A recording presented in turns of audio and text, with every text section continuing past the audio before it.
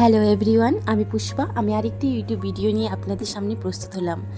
এই যে আমার ছোটো যা, শ্বশুরবাড়িতে আমার অনেক কাছের মানুষ, কারণ আমাদের একসাথেই বিয়ে হয়েছিল, মানে জোড়া বিয়ে হয়েছিল আমাদের, আমার বরের আর আমার জ্যাঠা শ্বশুরের ছেলে মানিকের।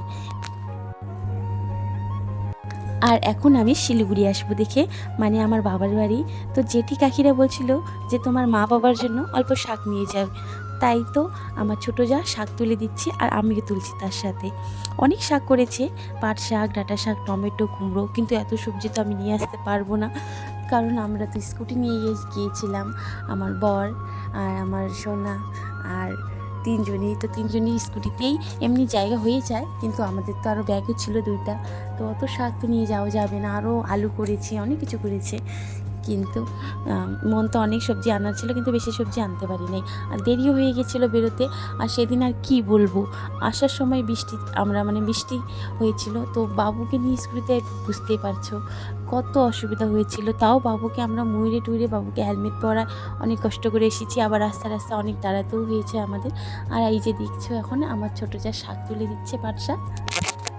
আসলে শ্বশুরবাড়ি থেকে আসতে আমারও ইচ্ছা করে না, কিন্তু কোনো বিশেষ কারণে, পারিবারিক সমস্যা বা আমাদের নিজের পার্সোনাল প্রবলেমে আমি থাকতে পারি না আমার শ্বশুরবাড়িতে, তাই আমাকে বাবার বাড়িতেই থাকতে হয়। এমন না যে আমার বাবা বাড়ি অনেক ভালো অবস্থা, আমার বাবা বাড়িতেও অনেক খারাপই অবস্থা বলা চলে।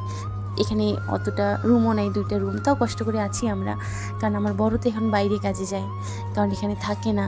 তো বর যদি আমি শ্বশুরবাড়িতে থাকিও কষ্ট করে, কিন্তু তাও হবে না, অনেক প্রবলেম আছে, কোনো একদিন তোমাদের সাথে শেয়ার করব।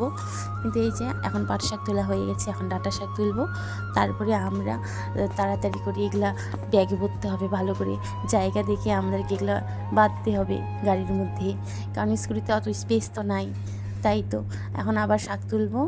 আর বন্ধুরা, তোমরা তো জানোই আমার ছেলে আছে 1 বছর 3 মাসের, আর আমার ছোটো জায়ের মেয়ে আছে। তো আমাদের গুড়িয়ার বয়স, মানে আমাদের গুড়িয়া মাগর বয়স হচ্ছে 1 বছর আর 7 মাস, মানে 8 মাসে পড়ছে। বাবুর থেকে মাত্র 4-5 মাসেরই বড়। তো এই যে আমরা শাক তুলছিলাম, আর ওদিক থেকে কান্নার আওয়াজ আসছে। আমাদের ঘরে টিভি দেখছিল ওর পিসির সাথে, ছোট্ট পিসির সাথে, কিন্তু কোনো কারণে কান্না করছিল দেখে আমার ছোটো যা দৌড়ে গিয়ে নিয়ে আসলো, আর এই যে বাবুকেও নিয়ে আসলো। আমাদের একটা বোন, মানে আমার সোনার পিসি হবে, আর আমি আসবো দেখে আমার ছোটো জারও মনে অনেক খারাপ, বলছি দিদি আর কয়েকদিন থেকে যাও, কিন্তু কি করব বলো, আমার বরেরও কাজ শুরু হয়ে যাবে। আমার বর তো মানে কি এখন বাড়িতে থেকে কাজ করে না, বাইরে